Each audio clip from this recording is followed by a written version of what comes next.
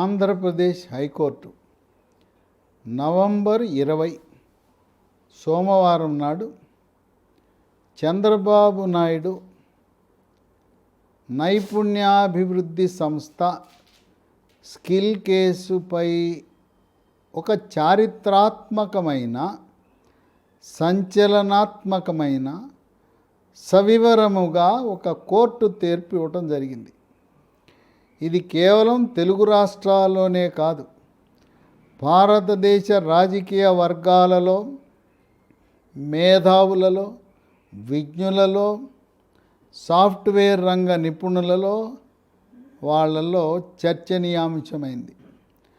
ప్రపంచవ్యాప్తంగా నివసిస్తున్న భారతీయులు, తెలుగువారు కూడా ఈ యొక్క కోర్టు తీర్పు చర్చించుకుంటున్నారు. ఆంధ్రప్రదేశ్ హైకోర్టు ఆయనపై ఎటువంటి నేరారోపణలు ఏపీ సిఐడి చేయలేకపోయారనే ఒక అభిప్రాయాన్ని వెలిపుచ్చింది. చంద్రబాబు నాయుడు తరపున ప్రముఖ ఢిల్లీలో ఉండే సీనియర్ న్యాయవాది సిద్ధార్థ లూథ్రా, మాజీ అడ్వకేట్ జనరల్ దమ్మాలపాటి శ్రీనివాస్ వాదించగా, ప్రభుత్వము తరపున ఏపీ సిఐడి తరపున అదనపు అడ్వకేట్ జనరల్ పొన్నవోలు సుధాకర్ రెడ్డి ఆయన యొక్క వాదనలు వినిపించారు. కోర్టు చాలా స్పష్టమైన తీర్పిచ్చింది. అన్ని అంశాలు అధ్యయనము చేసి ఆంధ్రప్రదేశ్ హైకోర్టు మొదటిగా 370 కోట్లు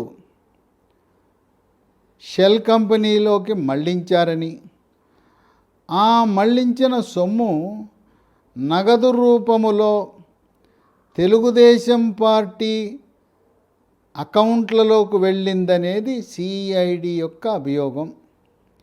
దీనికి ఎక్కడా కూడా ఆరోపణలే కానీ ఎక్కడా కూడా ఏపీ సిఐడి సాక్ష్యాధారాలను చూపించడంలో పూర్తిగా వైఫల్యం చెందింది. కనుక ఆధారాలు లేకుండా షెల్ కంపెనీలు అకౌంట్లోకి బదిలీ అనేది కేవలం ఆరోపణలు మాత్రమే, కనుక దాన్ని మేము పరిగణలోకి తీసుకోవటం లేదు అని చెప్పి ఆంధ్రప్రదేశ్ హైకోర్టు అభిప్రాయపడింది. ఇంతకుముందు ఈ రెగ్యులర్ బెయిలు చంద్రబాబు నాయుడు తరపున న్యాయవాదులు విజయవాడలో ఉండే ఏసీబీ కోర్టులో వాళ్ళ ప్రయత్నం చేశారు రెగ్యులర్ బెయిల్ కోసం. ఏసీబీ కోర్టు ఈ రెగ్యులర్ బెయిల్ని తిరస్కరించింది. అది తిరస్కరించిన తర్వాత రాష్ట్ర హైకోర్టుకు రావటం జరిగింది. న్యాయమూర్తి ఒక అంశాన్ని ప్రస్ఫుటంగా ప్రస్తావించడం జరిగింది. ఏపీ సిఐడి వాళ్ళు శరత్ అండ్ అసోసియేట్స్ అనే ఇచ్చిన ఫారెన్సిక్ ఆడిట్ నివేదికనే ఆధారంగా చేసుకుని ఈ కేసు వాదిస్తున్నారు. ఎక్కడా కూడా సాక్ష్యాధారాలు కోర్టుకి సమర్పించడంలో ఏపీ సిఐడి పూర్తిగా వైఫల్యం చెందిందని అభిప్రాయపడ్డారు. తర్వాత ఇంకోటి కూడా, ముఖ్యమంత్రిగా ఉండే వ్యక్తి చిన్న చిన్న వ్యవహారాల్లో, అది ఆ కార్పొరేషన్ చేయవలసిన వ్యవహారాల్లో జోక్యం చేసుకోరనే అంశము ప్రస్ఫుటముగా తేటతెల్లం చేశారు. ఇక్కడ ఒక అంశాన్ని శరత్ అండ్ అసోసియేట్ తెచ్చిన నివేదికలో, ఫారెన్సిక్ ఆడిట్ నివేదికలో సిమెన్స్ కంపెనీ, డిజైన్ టెక్ అనే సంస్థ, Andhra Pradesh skill development corporation, Andhra Pradesh నైపుణ్యాభివృద్ధి సంస్థ ముగ్గురు కలిసి ఒక ఒప్పందం చేసుకున్నారు. ఆ ఒప్పందంలో ఆ ముగ్గురు కలిసి ఒప్పందం చేసుకున్న రోజు డేటు వేయలేదట. తారీఖు వేయకపోతే ముఖ్యమంత్రిగా ఉండే చంద్రబాబు నాయుడికి ఏం సంబంధం? ఆయన క్యాబినెట్ తీర్మానాలు చేస్తారు, విధానపరమైన నిర్ణయాలు తీసుకుంటారు. కానీ వీళ్ళేదో కింది స్థాయిలో ఈ నైపుణ్యాభివృద్ధి సంస్థకు మేనేజింగ్ డైరెక్టర్గా ఐఏఎస్ అధికారి ఉంటాడు. వీళ్ళకి లీగల్ అడ్వైజర్స్, న్యాయ సలహాదారులు ఉంటారు. ఈ నైపుణ్యాభివృద్ధి సంస్థకి విద్యాశాఖ పరిధిలో ఉంటుంది. విద్యాశాఖ ప్రిన్సిపల్ సెక్రటరీ ఉంటారు. అధికారులు చేయవలసిన పనిని ముఖ్యమంత్రి చెయ్యడు కదా. మీరు డేట్ వేయలేదు కనుక దానికి బాధ్యుడు చంద్రబాబు నాయుడు ఎలా చెప్తారయ్యా అన్నాడు. అంతేకాకుండా మరొక విచిత్రం ఏంటంటే, ఒప్పందంలో బ్యాంకు గ్యారంటీ అనే క్లాజు తొలగించారంట. ఈ బ్యాంకు గ్యారంటీ క్లాజు ఉండాలా లేదా అనేది అక్కడుండే ఐఏఎస్ అధికారులు, అట్లాగే ఫైనాన్స్ అధికారులు, ఈ స్కిల్ డెవలప్మెంట్ కార్పొరేషన్ ఉండే లీగల్ అడ్వైజర్లు, న్యాయ సలహాదారులు చూసుకోవాలి. కానీ ముఖ్యమంత్రికి ఏం సంబంధం, ఆ క్లాజు ఉందా లేదా అనేది ఎప్పుడూ కూడా కింది స్థాయిలో శాఖలలో జరిగే ఒప్పందాలు ఏవి కూడా ముఖ్యమంత్రి చూడడు. ఆ క్లాజు తొలగించడానికి ముఖ్యమంత్రిని బాధ్యతగా చేయటం ఏమాత్రము సమంజసము కాదని న్యాయస్థానం అభిప్రాయపడింది.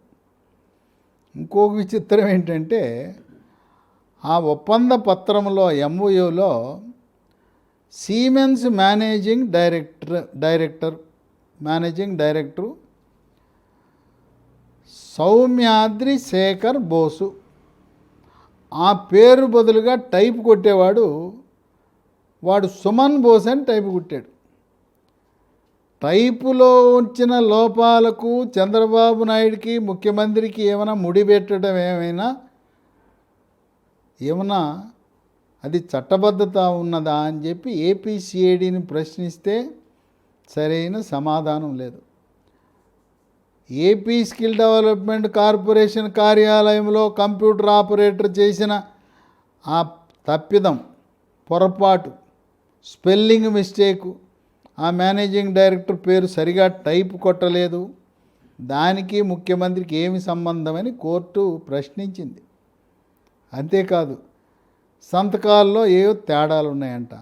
అంటే ముఖ్యమంత్రి అంటే ఆయన విధాన నిర్ణయాలు, అసెంబ్లీ, మంత్రిత్వ శాఖల పర్యవేక్షణ చూస్తారు. కానీ ఈ ఒప్పంద పత్రాల్లో ఎవడు సంతకం పెట్టాడు, ఏదో బ్యాంకులో ఉండే అక్కడ క్లర్కులు ఈ మన స్పెసిమెన్ సిగ్నేచర్ వెరిఫై చేస్తారు, మేనేజర్ కూడా చూడ్డు. కనుక ముఖ్యమంత్రి బ్యాంకులో క్లర్కులాగా స్పెసిమెన్ సిగ్నేచర్లు వెరిఫికేషన్ చేయడయా, కనుక అదేదో పెద్ద తప్పు అన్నట్టు దాన్ని మీరు ఆపాదించొద్దు అన్నాడు.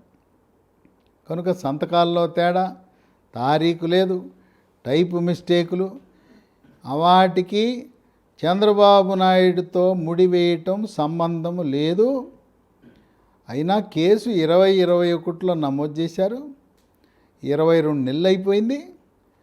ఇంతవరకు 22 నెలల వరకు చంద్రబాబు నాయుడు పేరు ఎక్కడా లేదు.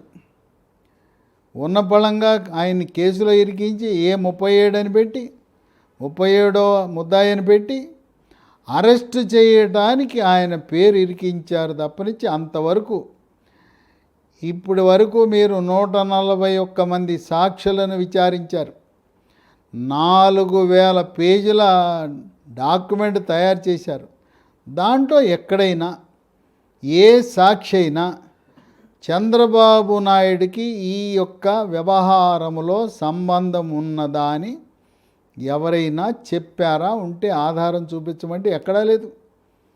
ఏ సాక్షి పోలీసు విచారణలో కానీ న్యాయస్థానములో వాళ్ళు నమోదు చేసిన వాంగ్మూలములో కానీ చంద్రబాబు నాయుడు పేరే ఎవ్వరూ ఉచ్చరించలేదు. మీ 4000 పేజీల దాంట్లో ఎక్కడా లేనప్పుడు ఆయన్ని ఈ విధంగా ఇబ్బంది పెట్టడం ఎంతవరకు సమంజసము అని చెప్పారు. ఇంకోటి న్యాయమూర్తి ఒకటి చెప్పారు. ఒక నిందితుడు ఆయన బెయిల్ కోసం దరఖాస్తు చేసినప్పుడు ఈ కోర్టుకి ఒక డాక్యుమెంట్ ఇచ్చారు. ఈ స్కిల్ డెవలప్మెంట్ కార్పొరేషన్ ద్వారా చంద్రబాబు నాయుడు హయాంలో 2,13,000 మంది నిరుద్యోగ పేద యువతీ యువకులు లబ్ధి పొందారు, శిక్షణ పొందారు. ఆ ధృవీకరణ పత్రాలు కూడా చూపించారు.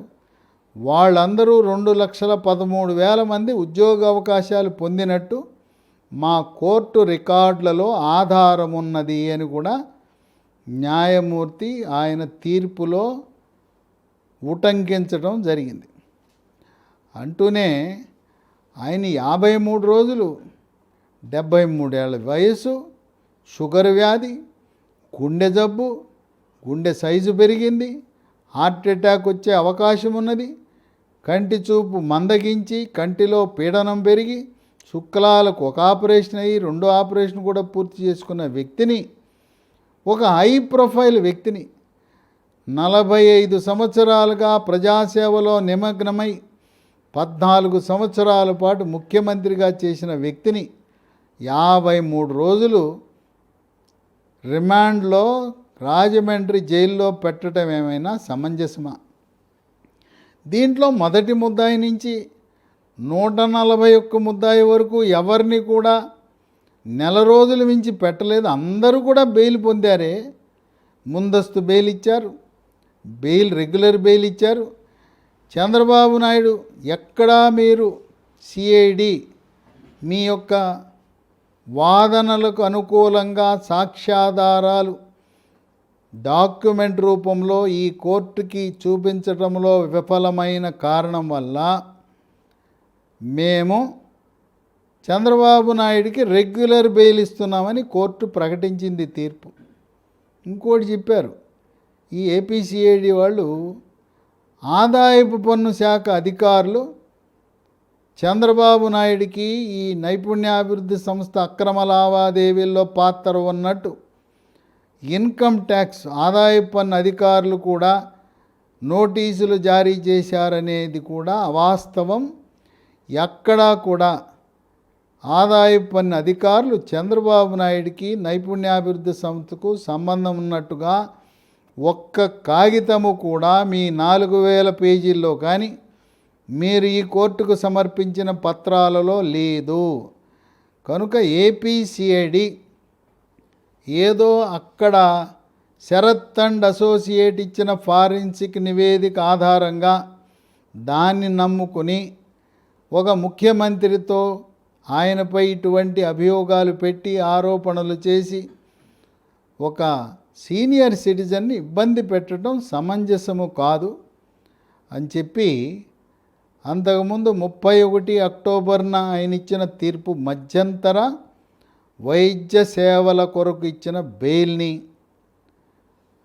29 నవంబర్ నుంచి ఏ విధంగా జగన్మోహన్ రెడ్డి గత 10 సంవత్సరాలుగా బెయిలుపై తిరుగుతూ ప్రతి శుక్రవారము సిబిఐ కోర్టుకు వెళ్ళవలసిన విజయసాయి రెడ్డి, జగన్మోహన్ రెడ్డి కోర్టులకు కూడా వెళ్లకుండా ఏ విధంగా రాజకీయ కార్యకలాపాలు నిర్వహించుకుంటున్నారో 29 నవంబర్ నుంచి చంద్రబాబు నాయుడు రాజకీయ కార్యకలాపాలు అంటే సభలు సమావేశాలు పెట్టుకోవచ్చు.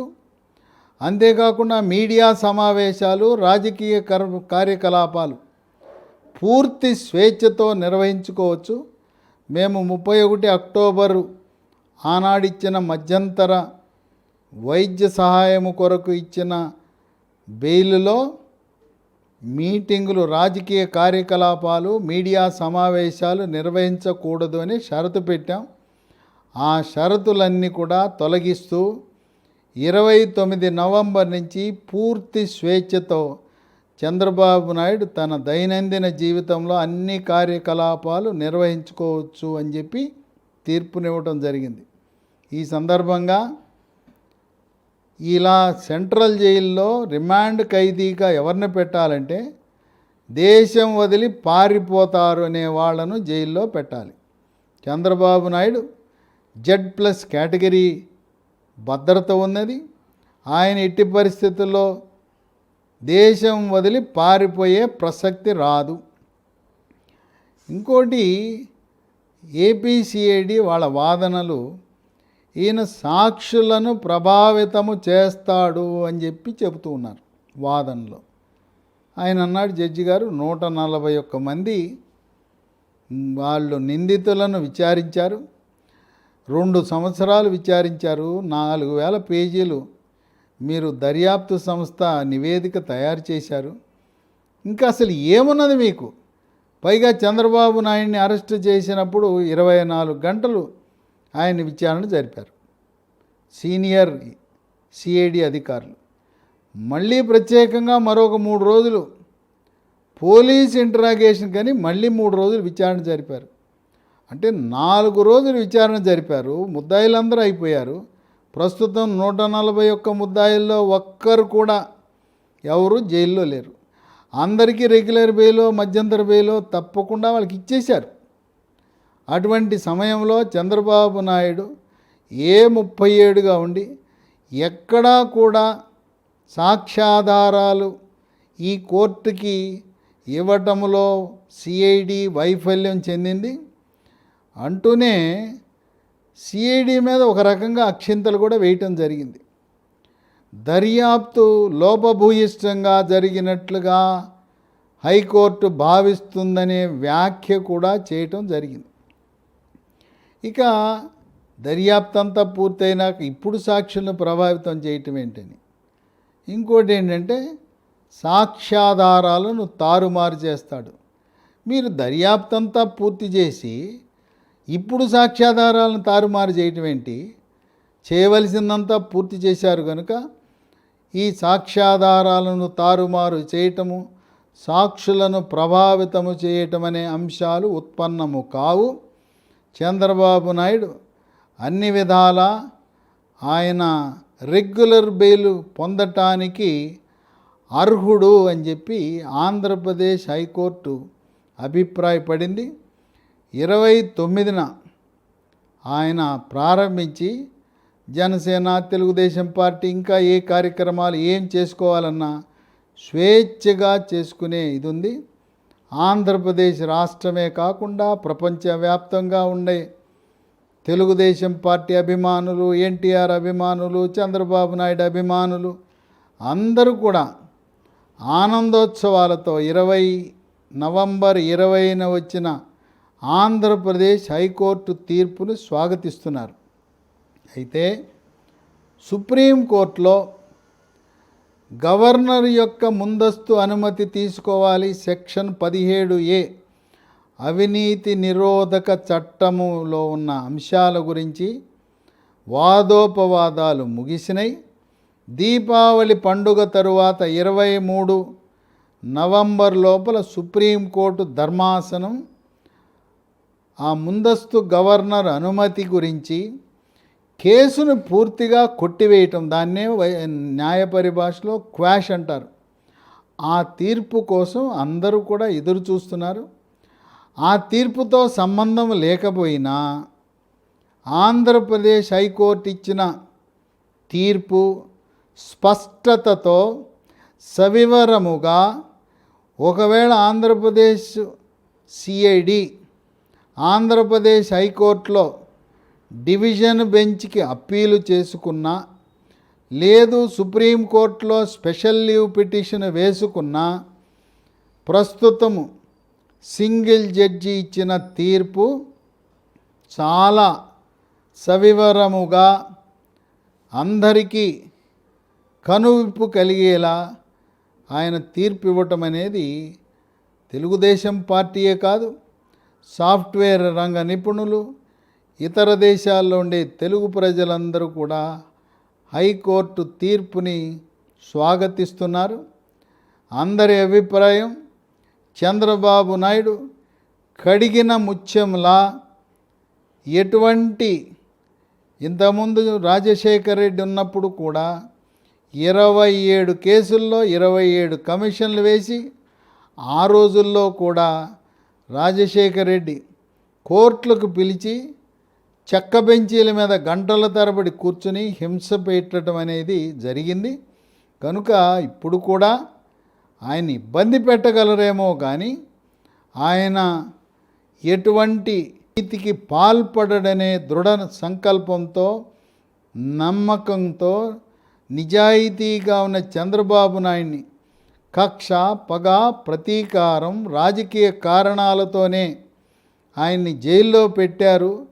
మేము 16 నెలలు జైల్లో ఉంటే కనీసం 2 నెలలన్నా జైల్లో పెట్టాలని ఈ కేసు తరువాత వరుస క్రమంలో మరొక 4 కేసులు సిద్ధము చేసి ఆయన ఎన్నికలు ఆయన జైల్లో ఉన్నప్పుడే జరపాలనే ఆలోచనలో ఉన్నట్లు విశ్లేషకులు భావిస్తున్నారు.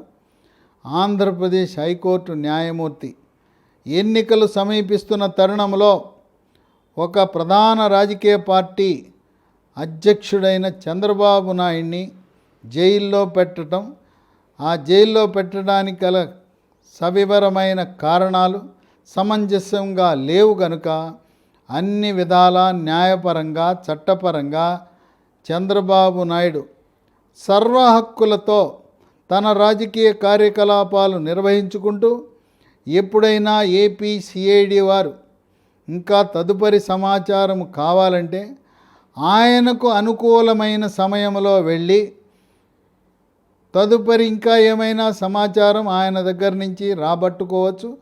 ఆయన కార్యక్రమాలకు కార్యకలాపాలకు రాజకీయ సమావేశాలకు ఎటువంటి ఆటంకము కలిగించరాదు అనే విషయాన్ని ఆంధ్రప్రదేశ్ హైకోర్టు స్పష్టం చేసింది.